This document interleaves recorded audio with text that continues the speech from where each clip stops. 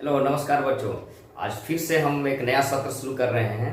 इस सत्र में आप देखेंगे इसमें जो जैक बोर्ड में क्वेश्चन आंसर आया है उस प्रश्न को हम हल करेंगे।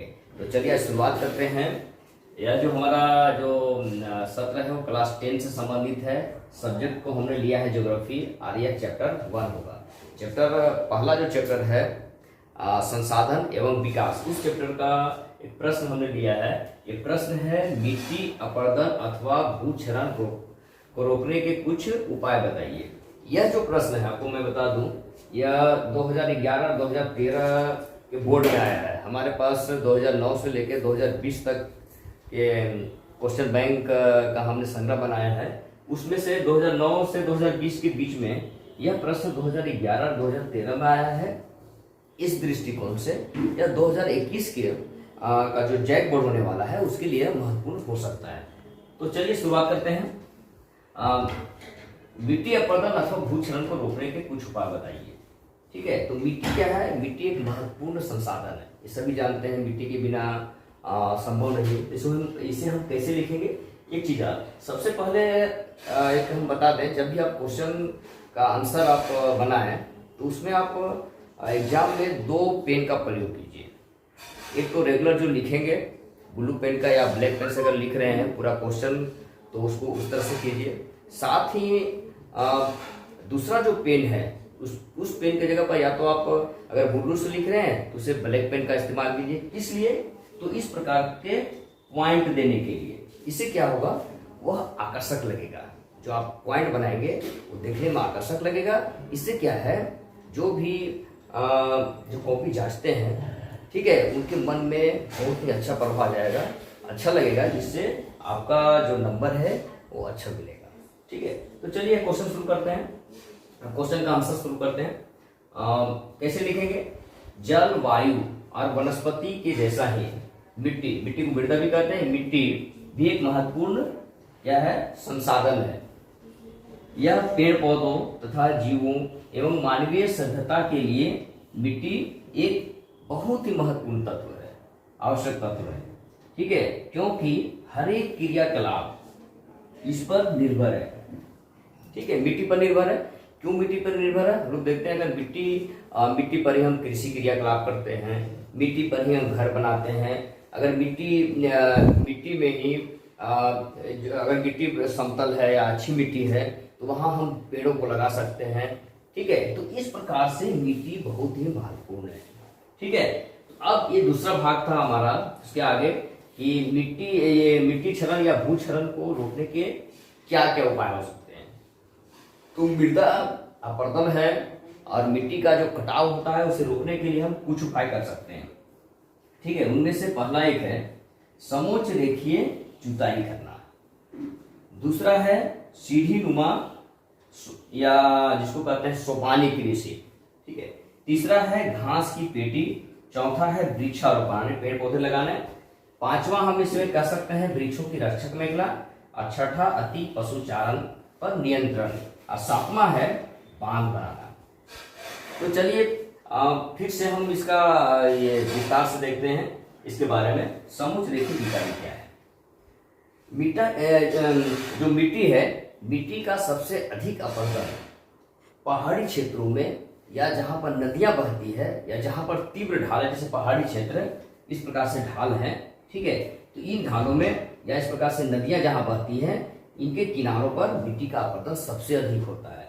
ठीक है, तो ऐसे कंडीशन में जो पहाड़ी ढाल वाले क्षेत्र हैं, पर्वतीय क्षेत्र हैं या पठारी क्षेत्र हैं, उन क्षेत्रों में समोच्च रेखीय जुताई होती है। समोच्च रेखीय जुताई क्या है? जैसे इस प्रकार से देखिए पहाड़, तो यहां से ऐसे देखेंगे तो ये तो ऊंचा उठता हुआ जा रहा है, लेकिन यहाँ की ऊंचाई और यहाँ की ऊंचाई बराबर हो गया। यहाँ भी उतना ही ऊंचा, यहाँ भी उतना ही ऊंचा, यहाँ भी उतना ऊंचा। ठीक है, तो इसी को कहते हैं समान ऊंचाई। अब हम जुताई कैसे करते हैं? खेतों की जब जुताई करते हैं तो इस प्रकार से चलाते हैं हल को।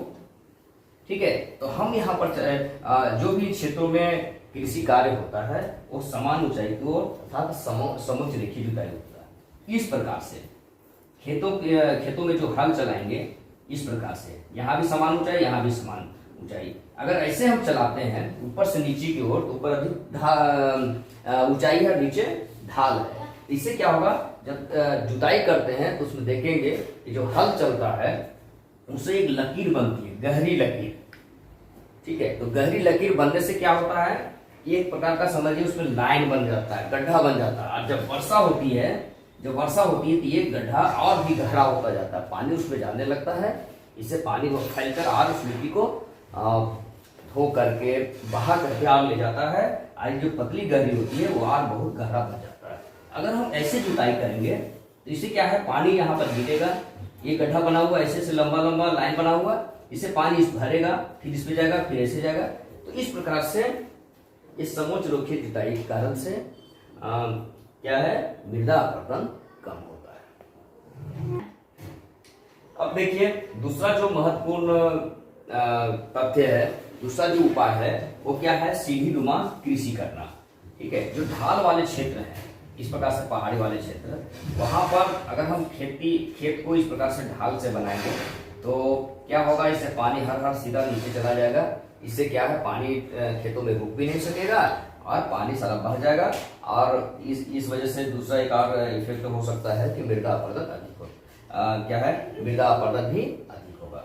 तो हमें इससे बचने के लिए क्या करना है कि हम इन क्षेत्रों में जहाँ ढाल अधिक होता है वहां पर क्या करेंगे, सीढ़ीनुमा बनाएंगे। इस प्रकार से ढाल है तो इसको वैसे बना सकते हैं, इन खेतों को ऐसे काट दिए, ऐसे काट दिए। ठीक है, तो इस प्रकार से यदि हम यहाँ सीढ़ीनुमा कृषि बनाएंगे, ठीक है, सीढ़ी के आकार का, उसी ही सोपानी कृषि कहा जाता है। ठीक है, तो इससे मृदा अपरदन कम होगा, क्योंकि पानी रुक रुक करके एक खेत से दूसरे खेत में पहुंचेगा। चलिए तीसरा देखते हैं, घास की पेटी लगाना। जिन क्षेत्रों में पानी का वेग अधिक होता है, पानी तीव्र गति से बहती है, ठीक है, वहां पर क्या किया जाता है कि दो फसलों के बीच में, जैसे इस प्रकार से एक फसल लगा हुआ है एक लाइन में, ठीक है, ये फसलों के बीच में यहाँ पर इस प्रकार से घास की पेटी यानी घास बो दिया जाता है। इससे क्या होता है कि पानी का जो प्रवाह है, वेग है, इधर भी घास लगा दिया गया, इधर भी घास लगा दिया गया, उसके बाद इधर फसल है। ठीक है, इससे क्या है, पानी का प्रवाह ऐसे आ रहा है, ये पानी का प्रवाह घास की जो गुच्छे हैं उस पानी के प्रवाह को रोक लेती है, इससे मृदा अपरदन कम होता है। नेक्स्ट में देखिए और उपाय क्या कर सकते हैं, वृक्षारोपण करें। पेड़ पौधों को लगाकर मिट्टी को हम कटने से रोक सकते हैं। कैसे, जो पेड़ पौधे हैं उनकी जो जड़ें होती हैं वो बहुत गहरी तक होती हैं, फैली हुई होती हैं, तो वो जड़ों से देखेंगे आप, वो जड़ों, उनकी जो जड़ें हैं वो मिट्टी को पकड़े हुई होती है। ठीक है, कहीं पर आप देखेंगे बड़े ऊंचे वाले क्षेत्रों में, धसानों में, वहां अगर कोई पेड़ है तो देखेंगे वो अपने जड़ों से वो मिट्टी को पकड़े हुए हैं। ठीक है, इस प्रकार से जो पेड़ पौधे हम लगाते हैं तो मिट्टी अपरदन को रोकने में सहायक होता है। चलिए नेक्स्ट देखिए, वृक्षों की रक्षक मेखला। वृक्षों की रक्षक मेखला क्या है, जहां पर शुष्क क्षेत्रों में, मरुस्थलीय क्षेत्रों में जहां वर्षा कम होती है वहां पर मिट्टी सूखी हुई होती है, और जब हवा तीव्र गति से चलती है तो मिट्टी को उड़ा ले जाती है। तो ऐसे कंडीशन में उन क्षेत्रों में जहां हवा तीव्र गति से चलती है वहां वृक्षों की रक्षक मेखला बनाई जाती है। वृक्षों की रक्षक मेखला अर्थात वृक्षों को कतार में लगाते हैं, इस प्रकार से लाइन से हमने कतार में लगा दिया। ठीक है, इससे क्या है, इधर से हवा अगर बह रही है तो पेड़ पौधे हैं उनसे हवा रुक जाती है, उनकी गति कम हो जाती है, इससे मिट्टी का अपरदन कम होता है। नेक्स्ट देखिए, अति पशुचारण। अति पशुचारण करने से भी मृदा अपरदन होता है। जब पशुओं को हम चराते हैं तो उनकी जो खुर है, उनका जो पैर का सबसे नीचे का भाग है, हार्ड भाग, ठीक है, उससे क्या है, पैर से मिट्टी उखड़ जाता है। ठीक है, मिट्टी उखड़ जाती है, उसके बाद क्या होता है, जब वर्षा होती है तो मिट्टी, फिर उखड़ा हुआ मिट्टी जो है वो बह जाती है, बह करके वहां से हट जाती है। इस तरह से ये अति पशुचारण से मिट्टी का अपरदन होता है। यदि हम इस पर नियंत्रण कर लें, रोक करें या नियंत्रित मात्रा में पशुओं को चराएं तो मृदा अपरदन को हम रोक सकते हैं। ठीक है, नेक्स्ट है बांध बनाना। ठीक है, बांध बनाने से भी मिट्टी का अपरदन को हम रोक सकते हैं। बांध एक महत्वपूर्ण क्रियाकलाप है, जिससे क्या होता है कि नदियों के पानी को इस प्रकार से रोक देते हैं और पानी का स्टोर कर देते हैं इन क्षेत्रों में, जिससे क्या होता है कि पानी रुक जाता है और एक नियंत्रित मात्रा में फिर यहाँ से बैराज के माध्यम से नीचे छोड़ते हैं। इससे क्या होता है, जो नीचे वाले क्षेत्र हैं वहाँ बाढ़ नहीं आती, और जब बाढ़ नहीं आती है तो मिट्टी का अपरदन होता है। ठीक है, तो इस प्रकार से इन तथ्यों के आधार पर, इन क्रियाकलापों के आधार पर हम मिट्टी अपरदन को रोक सकते हैं, भूक्षरण को कम कर सकते हैं। यदि जिस क्वेश्चन का हमने डिस्कस किया है, इसका पूरा आप PDF फाइल अगर चाहते हैं या पूरा लिखा हुआ चाहते हैं, आप अपने क्वेश्चन को नोट करना चाहते हैं, तो हमारे वेबसाइट पर आइए।